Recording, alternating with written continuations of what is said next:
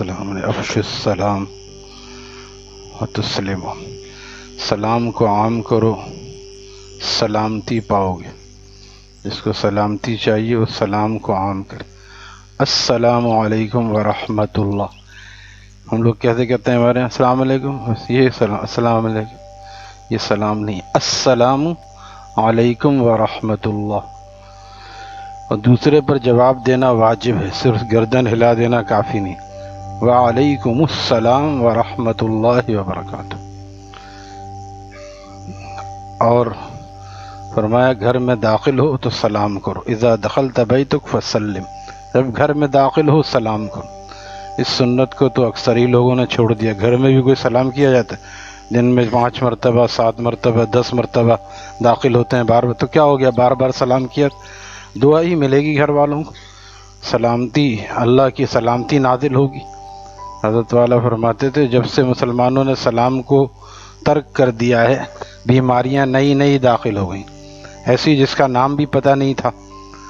عام طور پہ ایسی بیماریاں بھی ہیں جو سمجھ میں نہیں آتی ڈاکٹروں کی، یہ کیا ہے؟ اسی وجہ سے کہ سلامتی کی دعا کو ہم نے ترک کر دیا۔ اور کیا حال ہے، ہائے ہیلو فلاں فلاں، بلکہ اس سے بڑھ کے باتیں تو ایسے بدتمیزی سے، ابھی کہاں رہ گیا تھا، آل فال، 2 لڑکے کھڑے تھے، ایک کے انتظار میں نے خود دیکھا، اور وہ جب نکلا باہر اندر سے تو دونوں میں سے ایک نے کہا لعنت تیری شکل میں، یہ اس کو تحیہ کہتے ہیں، تحیہ، تحیہ اس کو، السلام علیکم، تحیہ، مسلمانوں کا تحیہ کیا ہے؟ ملاقات کے وقت استقبال، السلام علیکم۔ یہ کیا، یہ بظاہر مذاق ہے، لیکن کسی کو لعنت دینا مذاق میں بھی، سنجیدگی میں بھی جائز نہیں۔ کسی صحابی نے لعنت کی، آپ نے فرمایا تم صحابی ہو کہ تم لعنت کرتے ہو؟ لعنت کسی پتھر پہ بھی نہ کرو، ہاں بعض اعمال پر لعنت فرمائیے، سود لینے دینے والے پر لعنت فرمائیے، شراب، ایسی چیزوں پہ لعنت فرمائیے۔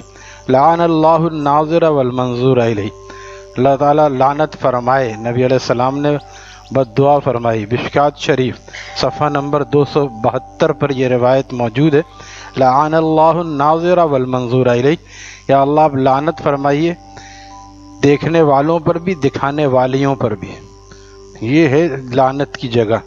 اور لعنت کا مطلب کیا ہے؟ البعد عن الرحمہ، اللہ تعالیٰ کی رحمت سے دوری۔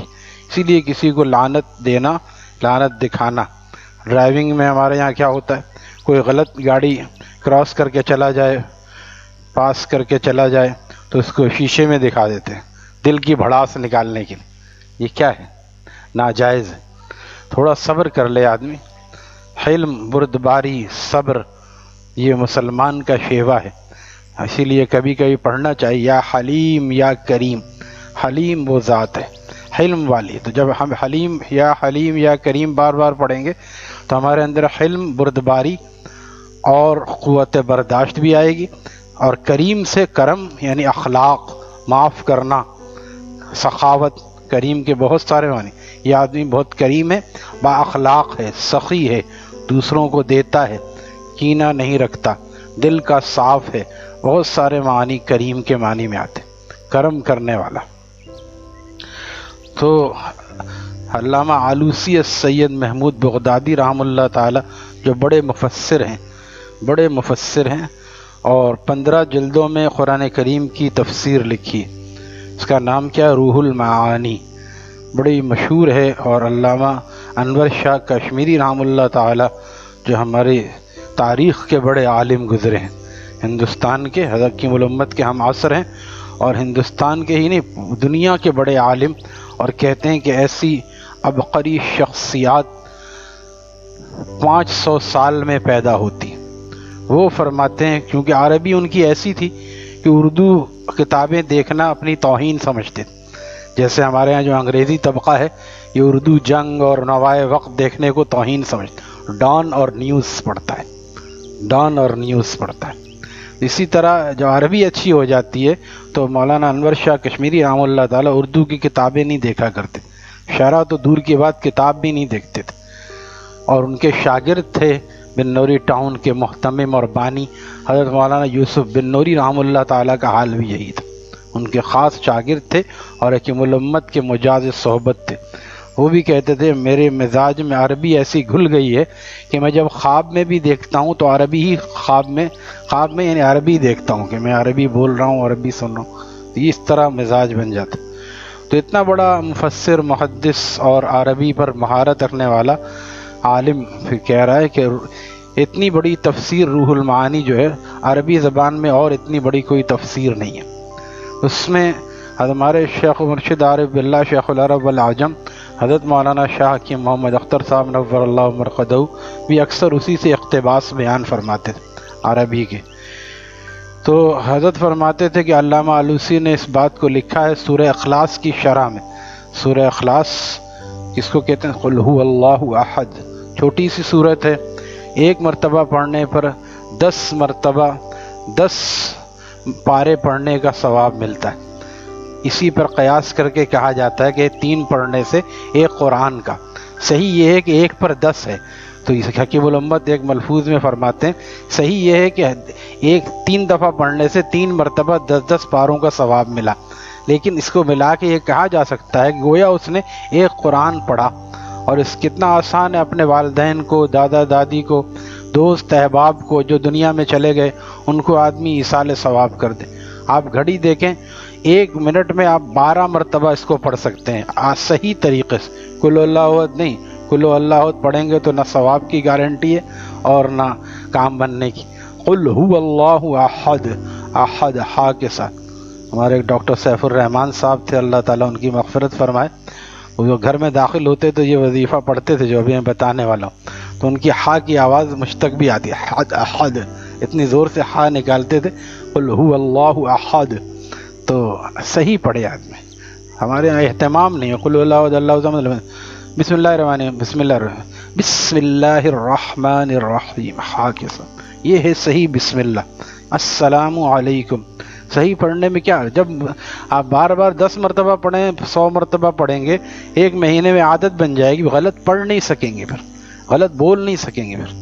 تو بہرحال علامہ آلوسی نے اس میں لکھا ہے سورہ اخلاص کی شرح میں، بہت ساری فضیلتیں ہیں اس کی۔ یہ سب سے بڑی فضیلت یہ ہے کہ آدمی کتنے کم وقت میں اپنے مرحومین کے لیے کتنا ایصال ثواب کر سکتا ہے، والدین کا کتنا حق ہے۔ اگر بہت ان کی خدمت بھی کی ہے تو خدمت کر کے یہاں چپ ہو کے بیٹھ جانے والا بھی اب فرما بردار نہیں، فرما بردار وہ جو یہاں سے بھی ایصال ثواب کرے۔ اور ان کو خوب حدیث شریف میں ہے کہ مرنے والا اس طرح ہوتا ہے جیسے ڈوبنے والا ہوتا ہے۔ ڈوبنے والا کیسے کرتا ہے؟ بچاؤ بچاؤ، کوئی ہے، کوئی پکڑے، کوئی، اس طرح وہ چاہتا ہے کہ مجھے ثواب بھیجا جائے وہاں سے، اور جب بھیجا جاتا ہے تو خوش ہوتی ہیں ان کی روحیں کہ مجھے وہاں سے، گویا جیسے بیٹا باہر ملک سے پیسہ بھیجتا ہے تو ابا خوش ہوتے ہیں، اماں خوش ہوتی ہیں، دیکھو آج 10,000 50,000 آیا۔ اسی طرح یہاں سے ایصال ثواب کرنا چاہیے۔ تو جب 1 منٹ میں ہم 12 مرتبہ پڑھیں گے، 3 قرآن گویا کہ 1 منٹ میں ہم پڑھ سکتے ہیں آرام سے۔ اس سے زیادہ 4 قرآن ہو گیا، اس سے بھی زیادہ ہو کر آدمی یعنی 5 منٹ پڑھ لے۔ آدمی گاڑی پہ جا رہا ہے، بائک پہ جا رہا ہے، اس کے لیے جو ہے وضو سے ہو تو زیادہ ثواب ہے، وضو نہ ہو تو بھی جائز ہے، اور پڑھنے میں وہی 10 نیکیاں تو ہر حالت میں ملیں گی، ایک حرف پر 10 نیکی اور 10 پارے کا ثواب۔ تو بہرحال حضرت علامہ آلوسی نے لکھا ہے کہ ایک صحابی حاضر خدمت ہوئے اور انہوں نے عرض کیا کہ فقر کی شکایت کی، غربت اور فقر کی۔ آپ نے فرمایا کہ جب تو گھر میں داخل ہو پہلے سلام کر، السلام علیکم ورحمۃ اللہ، پھر اس کے بعد 1 مرتبہ بسم اللہ الرحمن الرحیم کے ساتھ سورہ اخلاص کی تلاوت کر، اس کو معمول بنا لو۔ صحابی کہتے ہیں میں نے اس کو معمول بنا لیا، کچھ ہی عرصے بعد اللہ تعالیٰ نے اتنا فضل فرمایا کہ میرا بھی رزق پورا ہو گیا، میں پڑوسیوں کو اور دوسرے مسلمانوں کو دینے لگا۔ لہٰذا یہ اس میں ہمارا دنیا کا بھی فائدہ ہے۔ گھر میں داخل ہو کے سلام کرے آدمی، بسم اللہ پڑھنا ہے، گھر میں داخل ہوتے ہوئے دعا بھی ہے، اللہم انی اسألک الخیر الموجی وخیر المخرجی، اور چلو بڑی دعا یاد نہیں ہے تو بسم اللہ الرحمن الرحیم پڑھ کے داخل ہو، السلام علیکم کرے، اور بسم اللہ پڑھ کے پھر 1 مرتبہ سورہ اخلاص پڑھے، اللہ تعالیٰ رزق میں بھی وسعت عطا فرمائیں گے۔ اللہ تعالیٰ ہمیں اہتمام نصیب فرمائے۔ الحمدللہ رب العالمین۔